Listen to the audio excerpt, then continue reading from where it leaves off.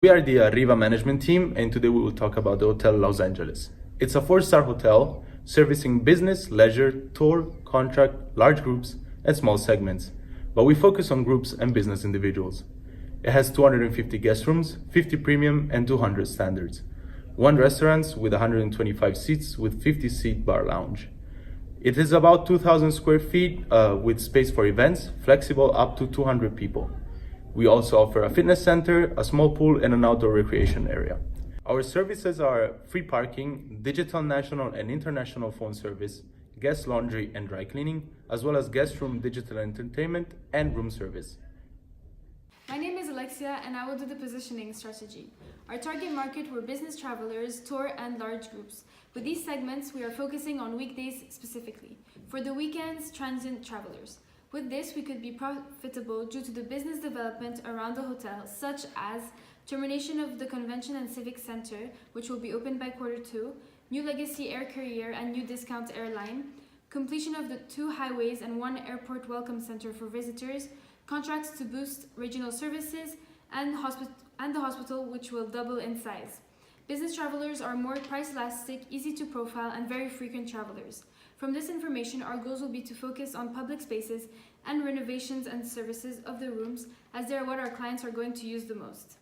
In January, our occupancy was of 53.11%, a GOP of 24.11%, and ADR of $134.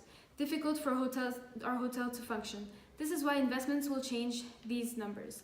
In order to increase occupancy, ADR, and GOP, the owners have set out clear objectives to achieve for the annual plan. First, achieve and maintain a level of guest satisfaction and above fair market room share and an ADR equal or higher than competition. And also to generate GOP in excess of 25% and an ROE in excess of 8%. Hi, I'm Nabil and I'm gonna present the pricing strategy of Los Angeles Hotel. For the month of January, we decided to apply a value-based strategy by applying skimming pricing for transient. Our rates were equal for each channel of distribution, with our Prestige Premium room for $250. For the 2 first months, we gave a 10% discount on weekdays and a 50% discount on weekends to attract more customers. By the end of that period, our net profit was still negative and the RevPAR was low, as ADR pulled down the ratio even though occupancy was high enough.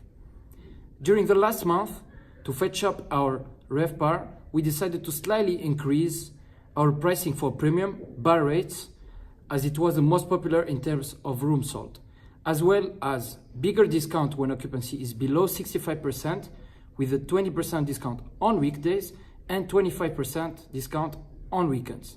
By the end of the Q1, we managed to increase our RevPAR and had a positive net profit. For the second quarter, we have reconfigured our pricing strategy to a dynamic pricing. It consisted on adjusting prices continually to meet the characteristics and needs of customer segments and situations. We negotiated up our contracted rooms for the second quarter for a higher price of $175. Moreover, we decided to display to a certain extent higher prices for GDS OTA in order to push customers to book on our direct channel to avoid paying high fees for these agencies. The last month of Q2, June, we decided to adjust our prices, making the direct rates the most expensive and the OTA GDS less expensive, as we noticed that these 2 channels of distribution were still having bigger market share than our own channel. This move resulted to a huge success, as we managed to increase profit, RevPAR and occupancy by using an effective price discrimination strategy. Of July was the first month where our result actually started to decline. Our RevPAR dropped dramatically. Why? We decided to change our strategy to a competition-based pricing one. On the other hand, we decided to boost our revenue by accepting the group with a low MAR of $89, because revenue on weekends were low. We tried to spend a lot of money on advertising for premium room on weekend, because every extra room sold would bring us a lot of revenues to balance the cheap price accommodated to the group. However, we did not sell any room on weekends for all categories, a part of premium room with only 62 rooms. The strategy that we tried to implement has failed. In August and for September, we adjusted one factor in our strategy. To be competitive, we lowered our prices by 10% and decrease significantly our group rates for weekends so we would attract more people on weekends and make more revenue. The strategy worked as we were able to attract between 13 to 16% of market share for large group during this month. Quarter 3 was the best quarter as we reached the highest net profit amounting 260k. However, due to lower ADR, the RevPAR was still below the comp set. For the last quarter, we negotiated a higher price for our contract segment, as well as higher price for premium, bar, and all other type of rooms. However, as we did not have a lot of money left to invest on infrastructure, facilities, etc., we failed to increase net profit, which dragged us down dramatically.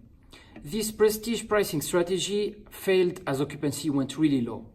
The only option for us was to adjust our prices down as our competitors lowered their rates. But the golden rule for revenue management is be the first one to increase your prices and the last one to decrease. The competition took quite a few market share, being more advantageous in terms of price-quality relationship, as we did not have any more funds for the cleaning facilities and other departments. So we saw our net profit, RevPAR, occupancy going down for the last quarter. Hi, I'm Faik, and now I'm talking about the analysis and findings of Hotel Los Angeles. First, if we see the graph of the weekdays, we can see that bar standard, contract, and large group are the biggest segments. While the graph of the weekends, we can see that large group, tour, and bar standard are the biggest segments. Here, we can see that during the weekend, the tour segment took over contract from the weekdays, and the large group also significantly increased compared to the weekdays. This is due to the fact that we accepted a large group for 4 weekends. Now, if you see the overall overview, we can see that this is not much variance between the quarters, apart from July, as we can see that large group segment is the highest. This is due to the RFP acceptance that we obtained for 200 double occupancy from Friday afternoon to Monday morning for 4 weekends. Looking at the distribution of the segmentation, groups and transient segments were almost equally distributed between weekdays and weekends. We noticed that discount is the segment which is the most important and biggest for the segmentation group. Each month we adapted according to the revenue brought by every channel sales. We insisted on having most of the room distribution through direct channel as it was the most used and profitable channel. February was our starting point and we figured that the best channel after direct was GDS and it has lower distribution costs compared to OTA. Throughout the months, we adjusted the distribution channels to increase the market share, resulting in a minor impact on the following month. Thus, we kept a constant strategy for the rest of the year. The relation between marketing expenses and room revenue was low for the first quarter, between 3 to 4%, which led to comments asking if we were advertising at all. Through the year, we see an increase in the percentage to up to 8 to 9% as we aim to increase the occupancy. In the last month, we made the mistake of advertising too much and the percentage rose to 14%. First quarter, we aimed for a high price, high quality hotel, and our 3 biggest segments was the bar standard, large groups, and contract. Concerning the room prices for these segments, we mainly aimed for high prices. For high prices in order to maintain a high quality, and we observed that we had a high demand from large groups and contract segments. Thus, we increased the price to increase the profit. We had a negative profit of over $40,000, and our goal was to increase our net profit or to at least break even, which finally happened in March with a net profit of $46,000. Several refurbishment investments were made, aiming to attract business travelers. These refurbishments included meeting rooms, reception, and the bar lounge. Services included internet, foreign exchange, concierge services, express checking and checkout to facilitate the stay of these individuals. And here, this graph shows us the first quarter and the market index. For quarter 2, our net profit and revenue has increased significantly compared to quarter 1. From May 127,705 to June with 162,375. We changed our room advertising for groups by only focusing highly on OTA and direct, as they were the channels that brought us the more revenue. Midway in April, OTA was the lowest, so for the next months we are going to increase percentage in order to bring more revenues and customers. In the first quarter for large groups and bar, our prices were below the average price, whereas here in quarter 2, the prices were always over the average. Premium and direct on weekdays were always expensive over the average, as these rooms were aimed for business guests. As a whole, in Q2, ADR increased and RevPAR increased to $113. Occupancy remained constant with a slight increase. However, in May, the occupancy rates dropped significantly as ADR was increasing. Occupancy was steady because we decided to augment our marketing. This projected a decrease in RevPAR for the last month of this quarter. This was a signal that our room prices were too high for our demand. For the second quarter, we decided to implement a loyalty program as business travelers like to be recognized. Also, we provided ourselves with a guest response service in order to get direct feedback and social media comments. This will help us to guide us where to improve.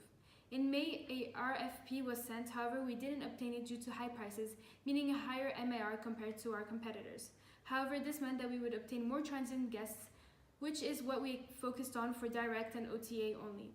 By the end of Q2, we received a comment mentioning that we didn't have many facilities, with 67% on the reputation management report, which is what we are going to improve in Q3, affecting our guest satisfaction to change about 20%. To increase our reputation for facilities, we will apply soft goods. Even though we still appeared as high quality, high price in the price value map, our goal was achieved. Okay, now I'm talking about Q3. We decided to change our channel strategy management, giving wholesale purchasers back and including discount price. We observed that our ADR was too high as our occupancy index dropped significantly. Thus, we decreased the prices under the baseline and managed to win over the group in July. For the month of July, thanks to the group with a low MAR of $89, our occupancy rose to 83%. Weekend occupancy augmented due to the group coming on weekend increased to 83.1%, whereas the comp set was to 64.62%. For this reason, we had to focus on rebalancing weekdays for weak impact on ADR and RevPAR. This means that marketing on weekdays should be increased for direct GDS and OTA. In July, the net profit increased by $22,000. In August, the net profit peaked at $263,575, which was due to the group from the previous months with high occupancy. This was a turning point. By the end of this quarter, we were on low price, low quality, as net profit decreased to $144,519, even though our occupancy stayed more or less steady. From reports and summaries obtained from what we did in September, we wanted to keep the percentage as high as October, but we wanted an increase in revenue so that the ADR matched the comp set. RevPAR was slightly lower compared to the comp set with $122 compared to $128. Here we decided to vary our channel distribution with discounted, direct, and group wholesale. No investments in servicer nor facilities were made due to inefficient funds to provide with proper refurbishments. Due to an increase in room prices and due to the festive season, the occupancy decreased significantly and the RevPAR decreased. In October, we can see a slight decrease from 47% to 46%, and this might be due to the increase in ADR, which was higher than the comp set. RevPAR also slightly increased from $104 to $107 as a reaction to the higher prices implied. Overall, in December, occupancy decreased as our quality was worse than at the beginning. This led to a decrease in our net profit to about $83,000. And in the end, we achieved a total revenue of about $450,000. For our short-term recommendation, we have to adjust our prices depending on if we're in low season or peak seasons. Also, we have to pay attention to the distribution channel in order to reduce OTS commission costs, as they have the highest costs compared to other channels. We learned from our mistake that we have to be aware in how we use our cleaning service, as clearly need to be spread out through the quarters in order to have positive and steady reputation from beginning of the year until the end. Regarding long-term recommendation, we suggest to implement a constant and regular refurbishment to maintain a balanced reputation of the hotel with outstanding facilities spreading equally throughout the year. We also suggest to invest if sufficient funds are available for a business or fitness center to attract an increase of business segment guests to overall be more profitable. Lastly, we should offer attractive prices for long-term for specific large groups in lower demand season to maximize revenue, as well as continue to attract groups.